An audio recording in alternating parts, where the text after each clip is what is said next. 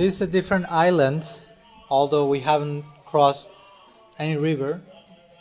This area is called Simantadvip. So in the past, the Ganges will flow in different directions and there will be a division between Antardvip and where we are now. Now we reached just by rickshaw. So it's Simantadvip, which is an island named after a particular lila that is commemorated here, with Simantini Devi, which is another name for Parvati. So it is described in the scriptures that at one point Mahadev Shiva, he was describing to Parvati the different forms of the divine, the different appearances of Bhagavan, and at one point came the moment of him describing the manifestation of Bhagavan as Sriman Mahaprabhu. So Mahadev started to speak about Sri Chaitanya Dev in ecstasy, as you can imagine, and dancing and roaring and crying. And Parvati became like deeply attracted to that particular form and started to perform very intense penance and prayer and deep longing to have a darshan of the form of Mahaprabhu, to have a darshan of Sri Chaitanya Dev. So eventually, after some time, it is described that Mahaprabhu appeared to her and gave darshan, and she, of course, started to pray to Mahaprabhu, and at one point in her moving heart, in terms of the darshan of Mahaprabhu, she takes the dust of the feet of Mahaprabhu and puts that on the line that parting hairline, that's called Simanta. So from that moment on, Parvati received the name of Simantini Devi, which is the form we are witnessing here. That's Parvati sitting, doing deep prayer, deep introspection, deep longing, and Mahaprabhu appearing to her, giving darshan. And she has a very beautiful Simanta decorating that line as well. And Mahaprabhu is telling to her that not only that, but she will also be allowed to take part of his lila, because again, one form of Parvati, as all these Devis are expansions of the original Devi, the Shakti Sri Radha. In this case, Parvati is a manifestation or an expression of what we will call Yoga Maya. So in Navadvipa, Yoga Maya receives the names of Prodamaya. There's actually a temple, we couldn't go so many places to go. There's a temple of Kshetrapal, Jiva and Prodamaya. According to our Gaudiya conception, some other people will worship that as Durga, etc.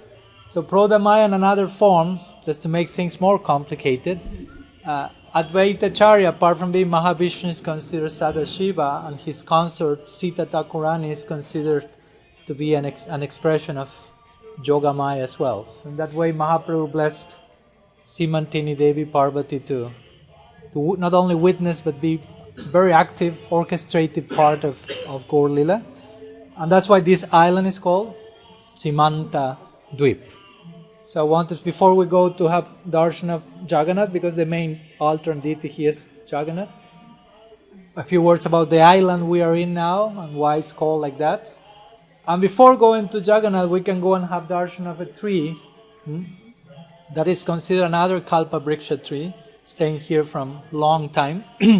As we were yesterday in Chandkasi's Champak tree, another wish-fulfilling tree. We can pray for a moment there and then go to Jagannath Puri in Navadvipa Dham. Have darshan of Jagannath, and then we can sit for a moment somewhere and share some words about how these unique forms of Jagannath, Baladeva and Subhadra manifested here in Navadvipa. Yeah? Okay, welcome to Jagannath Mandir, sometimes called also Rajpur. We are here in the Jagannath Puri of Navadvipa, which I felt it was important to come because also we have been trying to revolve around Mahaprabhu and his Gaur Lila, and half of Gaur Lila on earth at least happens in Jagannath Puri. He lived till his first 24 years here in Navadvipa, but his last 24 years he lived in Jagannath Puri. That's of course a detailed subject matter for another retreat, Parikrama in Jagannath Puri.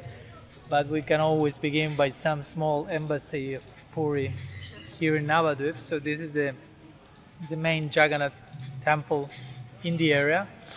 So it is said that you receive all the benefit of visiting Jagannath Puri by coming here. in Navadvip. That's again the generosity of Navadvip Dham, the Audarya. No? For whatever reason, if we cannot make it for Jagannath Puri Parikram, here we are, right? So I felt it was good to also include Jagannath Puri, although we didn't go into the details of all that happened in Puri and Gaur Lila, but as a way of honoring that chapter, of course, coming here on our last day of Parikram, at least official day. Tomorrow we'll have a little bit more. And of course, we have been going to Simantini Devi, having darshan of Gopeshwar Mahadev and so on, Kalpa Vriksha tree. And their main deities here are Jagannath, Baladev, Subhadra. And they have a very interesting story. Actually, there are two stories about these deities, but one is not so much, it's complicated. I will share it, and you will see the complication of that. And you will see why that's not the official story of the deities, because one, this is more kind of a Bengali legend, I will say, which is a little bit biased from the Bengalis. And the idea was that at one time there was one Asura who attacked Jagannath Puri called Ratnabahu, long time ago. And the local devotees prayed to Jagannath in a very... Still the story is nice, though it may not be real. So the devotees felt very compelled about Jagannath's protection. No, Jagannath was already established in Puri, so they started to pray to Jagannath to go outside of Puri, because they were concerned about his safety. Right? So that's an interesting way to pray into God, right? God, please go somewhere else because you may be in danger. So that's kind of the local mood of Jagannath as one of us. Of course, Jagannath means the Lord of the universe, but many people do not relate to Jagannath in such Aishwaric universal form, so they were praying to him, please go somewhere else. And Jagannath replied in a dream, I mean, I don't need to be protected by impending danger, no problem, I'm Jagannath, but to somehow please and honor your request and your intimacy, I'm leaving Puri. And again, you go to Puri and they will say, no, Jagannath never left Puri. So that's when the whole thing counts, right? So the legend story says that Jagannath left Puri for the only time in life. He came to Bengal, taken by the Savaras. Savaras is a tribal people who were in charge of carrying Jagannath. No? In the service of Jagannath in Puri is that different families from different groups in the society are in charge of different services to Jagannath. Certain families in charge of cooking, and some others putting the flag on a daily basis, and the Savaras are the ones in charge of carrying Jagannath. Like when you have seen the videos when he goes out for Ratha Yatra down the altar, and there are people carrying Jagannath and Baladev, and they are moving him like this because it's said that he's intoxicated in divine love and separation, so he's topsy-turvy, and he's not carried like straight. No, they are moving like him, like that, so kind of like coming from the tavern to another tavern, right? So the Savaras are the ones, the drunk carriers, no? The ones who carry the drunk one. So they say that they were Jagannath pleased that, and they carried Jagannath from Puri to Bengal, 12-day walk. The Savaras took Jagannath here, and Jagannath came here, and Jagannath said, oh, I like this place so much that I want to stay here forever. And that's the end of the story. So again, it sounds nice, and Jagannath Ki Jai, and now the Dham Ki Jai, but of course the whole thing is, if Jagannath came from Puri, stay here forever, then what's going on there? And when did it return, and how this deities manifested? So again, there are lots of historical inconsistencies, but still I'm sharing the story because it's cute, right? Yeah, and it makes a lot of true points, even if the whole thing is a legend. In the context of the legends, many true points are established in terms of intimacy and relations. So though we may be, historically rigorous and say, no, I think this is a legend, still there are many things that are very true. So we have to be able to be saragrahi and extract the essence. So now comes what is considered here and by most like the official version, and is connected with the one devotee associate of Mahaprabhu called Jagadish Ganguly. So he lived here in Navadvip. And when Mahaprabhu accepted sannyas and went to Puri, he will go every year to Jagannath Puri. to have darshan of Mahaprabhu. Like many devotees will do, once Mahaprabhu left Navadvipa, they will go every year, especially in the occasion of Ratha Yatra, the 4 months of Chaturmasya. They will take a 4-month break to have darshan of Mahaprabhu and participate in Ratha Yatra. So Jagadish Ganguly was one of them. So he went every year, went there.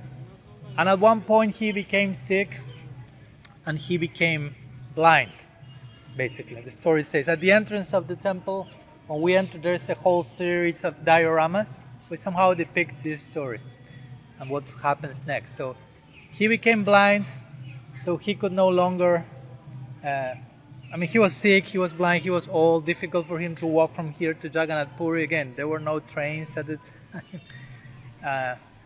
So he was very afflicted. No? I will no longer be able to see Jagannath, to see Gauranga, to have that darshan, what to do.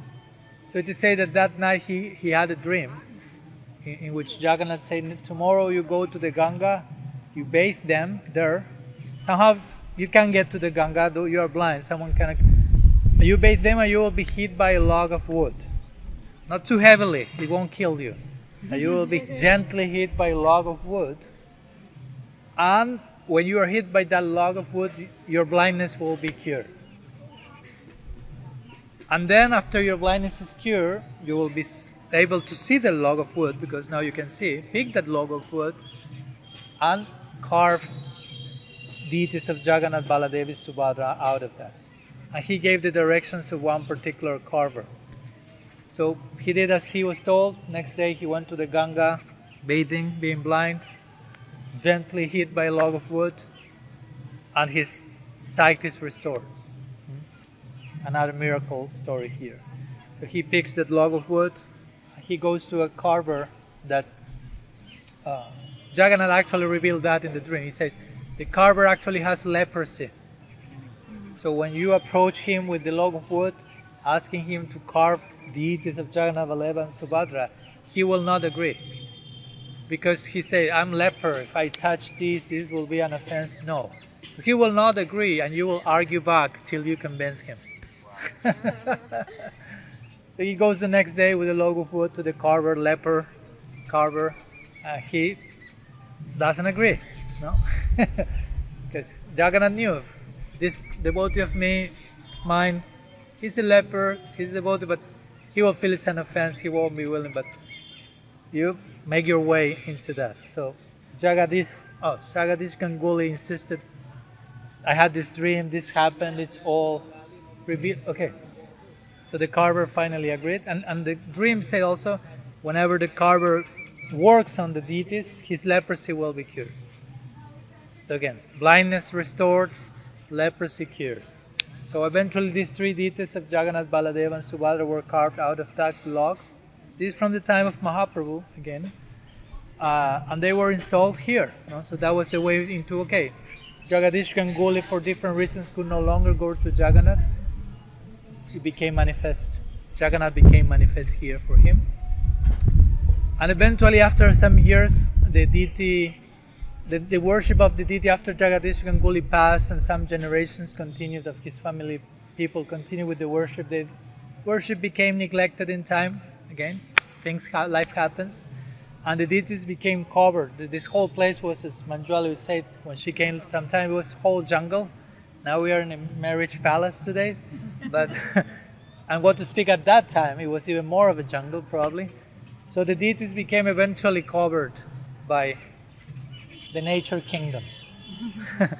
And it is said that approximately 60 years ago, one devotee, one villager actually from the area, was walking and saw a huge, I'll say in English, termite hill. So, it was big, and he got close and he heard something like a voice telling him, please help me, please feed me, I'm thirsty. And he just saw a termite hill. So he started to, and there were the deities, and it is said that the deities were perfectly intact after being covered by the kingdom nature for hundreds of years. So they were not, deteriorated. No? So that was another miraculous happening, and after that they were brought back, an altar was made, and Nowadays, present time, ISKCON is taking charge of the worship. But yeah, this is the place we are staying here today, Jagannath Puri in Navadvipa. And there are a few other, there's a whole book that I think Pankajangri Prabhu, what's his name? Pankajangri, Pankajangri Prabhu wrote about this particular temple, and there are many miracle-like stories involving the deities. I have two here, so let's conclude with that. And of course, this is also a place of, as you will see, one of the stories has to do with, of course, Mahaprasad, because we are in Jagannath Puri, and Jagannath Puri is known as for its Mahaprasad. One name of Puri is Annakshetra, which means the place of food, basically. So if you go to Puri, fast for a few days before arriving, because there will be a lot of that. So I'll read from Pankajangri Prabhu's book. It says, about 25 years ago, on Snan Yatra Day, Snan Yatra is a festival with Jagannath, Subhadra and are bathed. A rickshaw driver took some khichdi prasad while at the temple, and also took one pot for his Muslim friend. But his friend, the Muslim friend, threw it on the ground, the Mahaprasad of Jagannath, and said, I don't eat food that has been offered to idols. The next morning he came to the temple, offered some items of worship, and asked the pujari if he could have some of the khichdi prasad that had been offered the day before. So the Muslim friend the next day went to the temple. You may be wondering why, if the day before he threw the whole thing. It's coming. So the pujari replied, I had just offered bhoga and I can give you some fresh prasad. Because he's asking from the day before. He said, no, I want the khichdi from yesterday. The pujari said, you made an offering to Jagannath and you want yesterday's prasad, and you are a Muslim, what's going on? Then he replied, yesterday I had some of that khichdi prasad and rejected it. That offense almost cost me my life. Last night in my dream, this white deity, Balaram, threw me down on the ground. Wrestling match starts. He sat on me and began beating me severely. I was begging him to stop. Please have mercy on me. And he goes, yeah, I'm having mercy on you. This is mercy. I have mercy on me. I implore him, but he was very angry and said, mercy, mercy?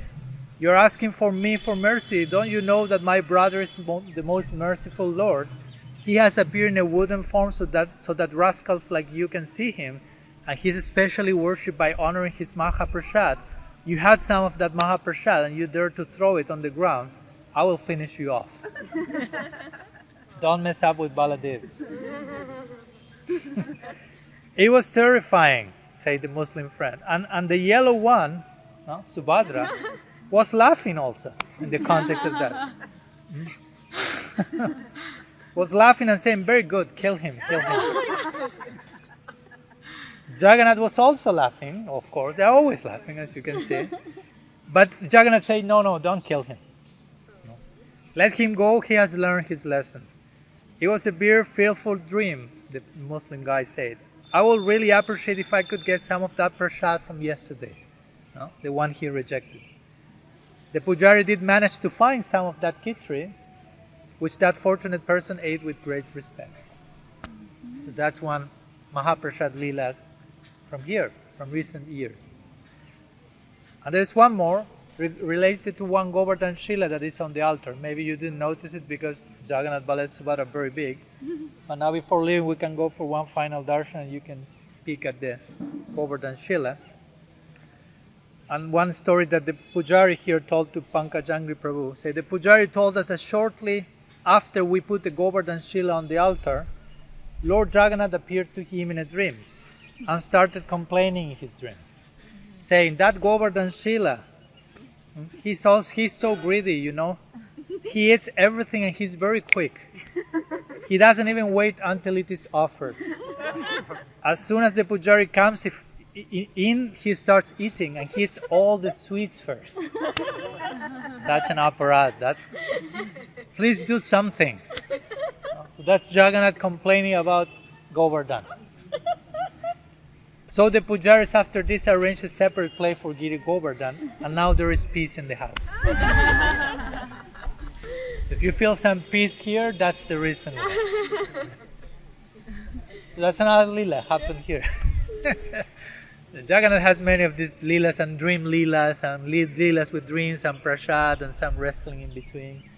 So another beautiful, unique place we are here today. So yeah, we can have one final.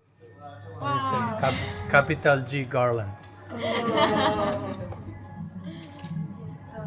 Mercy, mercy. Prasad. That's how mercy looks like. Right? Colorful, ornamented, detailed, coming unexpectedly, not undeserving. So the garland is a very beautiful symbol of the principle of grace, right? It's not just a nice garland. Oh, garland, nice. But that's actually how grace is adorning each of us. Now, even if, sorry, not every one of you have a garland, but you are garlanded, even if you cannot see it. So yeah, that's, again, that's a reminder, right? Of how we are being garlanded on a daily basis by Madan Gopal's unconditional love. Like, I remember when Mahaprabhu was doing the Gundicha Marjan Lila, I always like to highlight that point. Mahaprabhu cleaned the temple of Gundicha, preparing for Rath Yatra. And the cleaning of that temple represents an artha nivritti, right? The cleansing of the heart. That sincerely practicing, acknowledging what gets in the way, going through the struggles, navigating the ups and downs of human life and spiritual life, and try.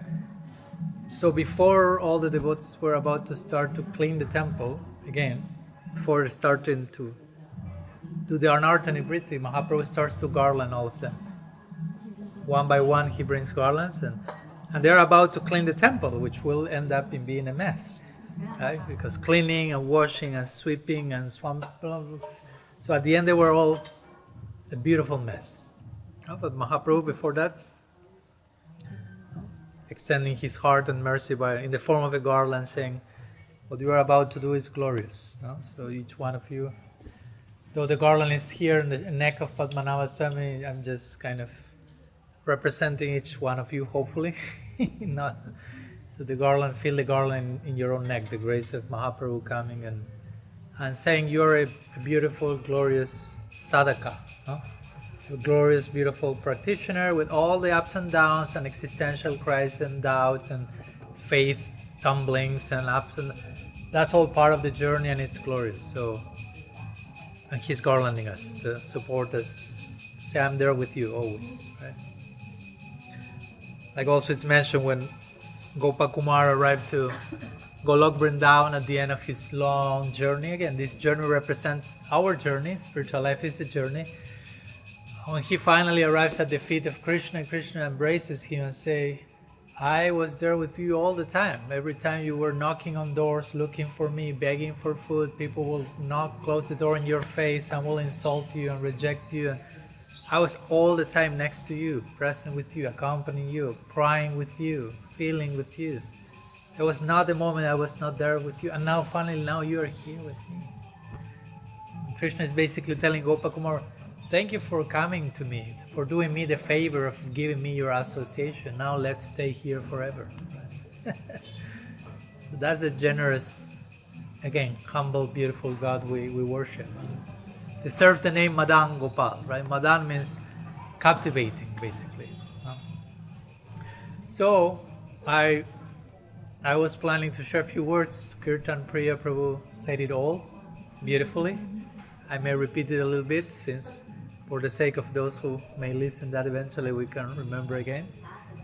So Madan Gopal here, this is the deity worshipped by Nilambar Chakravarti, who was Sachi Devi's father. This is the family deity in one sense in the line of Mahaprabhu, because of course Mahaprabhu's mother is Sachi, Mahaprabhu's maternal grandfather is Nilambar Chakravarti. We saw the murtis of the two of them. These were installed in 1986, the anniversary of the 500th anniversary of Mahaprabhu's appearance. So as Kirtan Priya Prabhu just mentioned, generally it's say the deity has approximately 700 years. Some other versions say even 1400 years. you pick the name, still is a long time, and this deity again has been worshipped by Mahaprabhu's grandfather, Mahaprabhu's mother, Mahaprabhu himself, of course. This, in one sense, is one of the most intimate, personal, connected darshans to Gaur Lila we can have.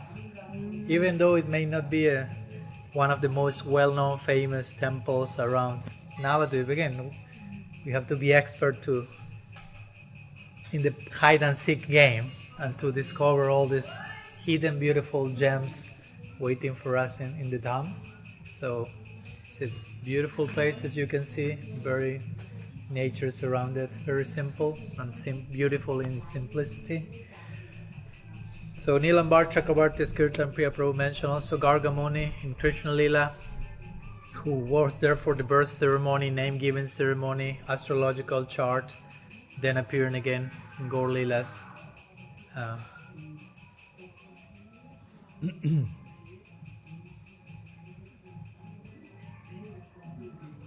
You tell me.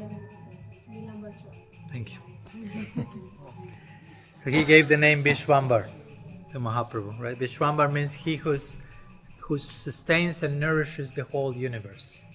So it's just not like cosmic administration, but the nourishment that comes from love. No? Ultimately, everything is sustained and maintained by love. So, deity, beautiful darshan, and the name, and I'd like to spend some time with the name of the deity, which is Madan Gopal. Gopal, of course, means a protector of cows. Go means cow, Pala means to protect. So it's a name for a cowherd boy, cowherd person. Krishna is known as Gopal. But just to say Gopal is a little bit like not saying it all. No? He's Madan Gopal. So Madan means someone who is, how to say? Enchanting, bewitching, captivating. You know better English than me, other words? Bewildering. Charming. Mesmerizing. Thank you. That's what I was looking. Let's get into the... So all that and more in the word Madan. Madan Gopal. So this makes me think, because today somehow I was not planned too much. Okay, we are finishing somehow our parikram here, though tomorrow in the morning we'll go one more time to Yoga Pit. I would think, okay, it was not my plan to finish here. And I didn't any plan to, okay, let's finish here, will be the perfect place. But it ended being the last place, so, okay, why we ended up here? Well, is there a way of connecting all the dots? And yes, there always is. So what came is, there's a beautiful verse in the Bhagavatam connected to Rasa Lila, connected to Mahaprabhu's advent as a result of the height of Rasa Lila, in which Krishna is not referred to literally as Madan Gopal, but he is referred to as Manmata Manmataha, which means Manmata is a name for Cupid. Manmata means mind turner, no? He who turns the mind. Of course, in the mundane sense, you could say Cupid is the one who is agitating and disturbing the senses and so on. But there's the transcendental agitation, the transcendental turning. As we have been talking yesterday, how Mahaprabhu will interact with Kolabicha Sridhar, and this back and forth and this quarrel. It was all just churning of the heart to make love more thick and deep. So there is one verse in the Bhagavatam where Krishna is described as Manmata Manmataha. So Manmata is a name for Cupid. No? Who is Cupid? Sometimes the name for Cupid is Madan. Also, he who captures and captivates. So the names for Cupid are also names for Krishna, because he's the ultimate Cupid. No? God has the highest form of cupidity. Yeah. Here you have the source of all cupidity. Madan Gopal. Sounds good, the word, right? Cupidity. So, many names of Krishna connect to him being Cupid, the conqueror of Cupid, Madana Mohan, the one who conquers everyone. Cupid conquers everyone in the world. He who conquers everyone. And on top of that, he's conquered by someone else. So there's a name of Radha, Madan, Mohan, Mohini. And that's the sequence, how it works in our tradition. So as we were talking in day one, going back to remember the first morning sharing, I'm sure you remember it. We were talking about Gaur Lila, Gaur Tattva, and before going to the birthplace of Mahaprabhu in Yogapith, that we'll be going again tomorrow to make full circle in the spiral. But before talking about that birthplace, we gave a morning sharing on the birthplace of Gaur Lila being Krishna Lila. The height of Krishna Lila, the zenith of Krishna Lila. And we went to the Rasa Lila, right? Where Krishna is, we spoke about God, the general idea of God, then Deva, a God who plays so hard, so to say, so intensely that he loses sight that he's God because he's too consumed by divine play. And that God is Brahman, ever brimming, spilling, expanding. And that's the God that the Bhagavatam presents. Eventually in the 10th canto, Krishna in Vrindavan, a very particular notion of a playful God. Lila, the word Lila, you don't hear it so much attached to other forms of God. You don't hear Narayan Lila, Vishnu Lila, even Shiva Lila, or Ram Lila on some level, Gaur Lila, of course, Krishna Lila, because there is playfulness there, lots of playfulness. So the height of the Bhagavatam is Braja Lila, the height of Braja Lila in one sense we will say it's Rasa Lila. The height of Rasa Lila is this section called Gopi Gita, where Krishna disappeared from the Rasa dance, the gopis in separation, cries their heart out, longing for him. He's behind a tamal tree witnessing, Madan Gopal camouflaging with a tamal tree, which is similar color to his hue. And eventually, as we said, Krishna reappears in the midst of the gopis, witnessing the glory of their love blossoming to a new degree. So there is one verse in the Bhagavatam, after the whole Gopi Gita chapter, which is chapter 31, there comes chapter 32 of the Rasa Lila, of the 10th canto.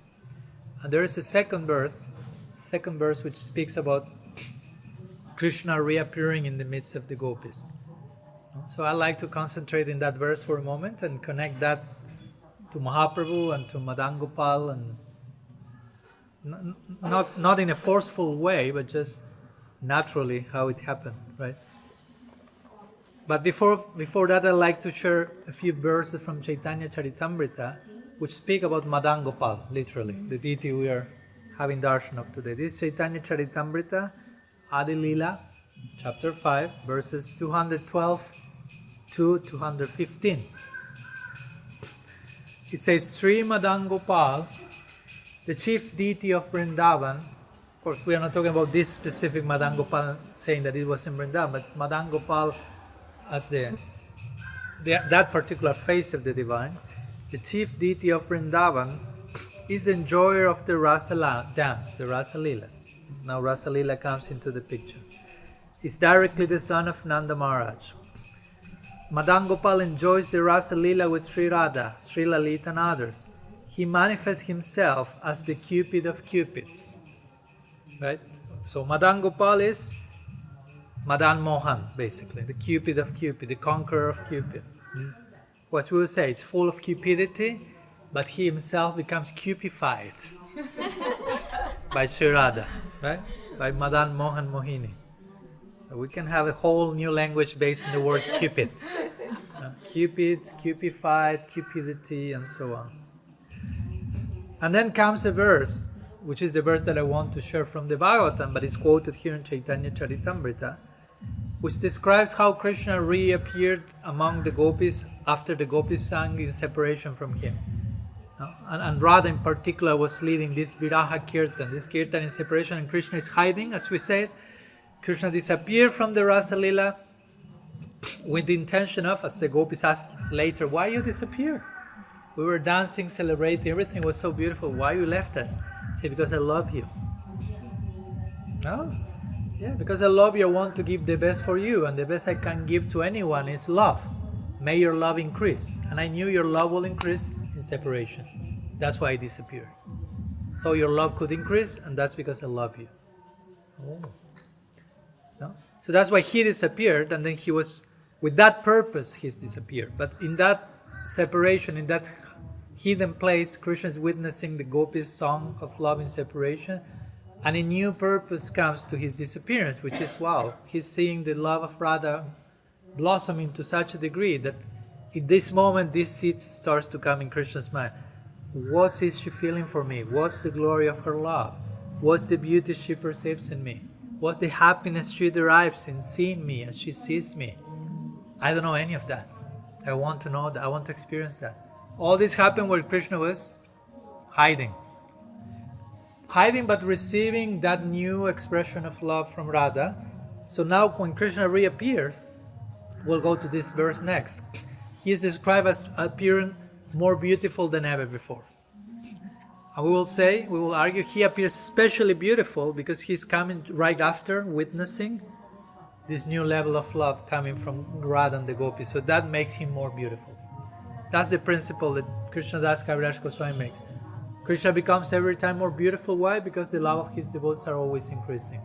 So he becomes beautified, cupified by the love of his devotees. So let's go to this verse of the Bhagavatam, which says, Tasama virabhuk shori, Sukadev Goswami is saying, Shmaya manana mukhambuja pitambara darakshrakvi sakshak manmata manmataha. Famous verse from the Bhagavatam. 10th canto, chapter 32, second verse. In connection, remember, this verse is quoted in Chaitanya Charitamrita speaking about Madan Gopal, the chief deity of Vrindavan, the Cupid of Cupids, and then comes this verse of the Bhagavatam that describes Krishna as the Cupid of Cupids, Manmata Manmata, the one who turns the mind of the one who turns the mind, basically. So there are a few things to share about this verse. How much time we have? We have eternity. Okay, we have time. That's good. It's our last day. Eternity is with us. So, Tasama virabhuk shori. So Rupa Goswami says, Sukadev Goswami says, Tasam, therefore after this, after Krishna being hiding and witnessing the love of the gopis singing in separation increased to a new level, and Radha in particular, Avirabhuk, he appeared. Who appeared? Shori. Shori is the name of Krishna that Sukadev Goswami gives, kind of insulting Krishna with love. Shori is the name of Krishna related to his being born from Devaki and Vasudev, so that has to do with his Kshatriya bloodline. So what's the meaning of this? Sukadev Goswami is saying, you are Shori because you are behaving like a Kshatriya, which many times are cruel. And they cannot give too much space to their emotions, personal feelings. They have just to act. So you are not, and because you come from that line, you have behaved so cruelly toward Radha and the gopis. At this point, Sukadev Goswami's own inner identity is becoming biased toward Radha and the gopis. So he didn't like that Krishna left them to suffer that way. So he's addressing him as Shori. If you will have been actually connected to the more sensitive Vaishya line of Nanda and Yashoda, you wouldn't have done that. In a divine way, in a transcendental way, he's referring to Krishna that Tasama virabhuk shori. And it says Smayamana mukhambuja. Smayamana mukhambuja. Krishna came smiling, reappeared. Remember, he reappeared out of nothing in front of the gopis assembly with a smile, like trying to pacify, knowing. One commentator will say, he's always smiling, no? Even whatever happens, Krishna always smiling. Another will say, Krishna appears smiling because he knew the sorrow that the gopis were going through in separation, just to pacify them. Here I am, please don't suffer.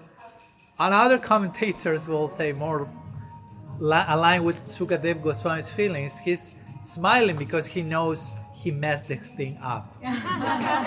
So he knows the suffering of the gopis to some degree, and he's like, hello, it's okay. Like a boy, a boy makes like some mischief and it's like, yeah, like don't see that. Look at my smile. And then it says Pitambara Dhara. Pitambara Dhara, which means Pitambara is the name of Krishna, one said, which means yellow cloth. And Dhara means carrying a yellow cloth. In this case refers to like a chadar that Krishna is carrying around his neck. So the commentators will say, actually in Sanskrit, confirmed. That was an important point for him. So Pitambara, if you will say Pitambara, it says it will be enough to convey the idea that Krishna came with yellow cloth. So the Bhagavatam says Pitambara Dhara. So he's carrying a yellow cloth, which implies he's carrying that yellow cloth which he's known for in a special way, not like the usual way he carries it. So that's when the other commentators will say that he's carrying this cloth around his neck in a way that generally a criminal is wearing the cloth when he appears to confess his crime. So that's how Krishna is reappearing in the midst of the gopis, feeling, again, not only I made you suffer in separation, but now aware of the depth of love that he has with them, and knowing, he hasn't said that yet, na parayaham nirabadya sanjaya, he hasn't said, I cannot repay back your debt, the debt I have for you, but he's carrying this cloth, giving a trailer of that. I'm appearing as a criminal. What it means a criminal? I have a huge doubt. I cannot repay. I don't even know how much is the doubt. I'm a criminal. I feel like a criminal. When too much grace is coming on your door, again, it's like a thief is a criminal. So when you feel so much wealth and gift coming to your life that you cannot even count the gifts and what to speak of repaying, it's like, I'm a criminal. And we were talking yesterday, I think, on the table 2 days ago. Radhanath Maharaj once went to Srila Siddhar Maharaj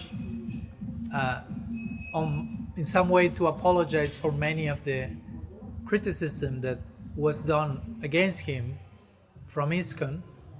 Not everyone, of course, but the institutional official stance at the time was, you cannot go and hear from Srila Siddhar Maharaj. It's forbidden, and if you go, you have to leave ISKCON, basically. And many did.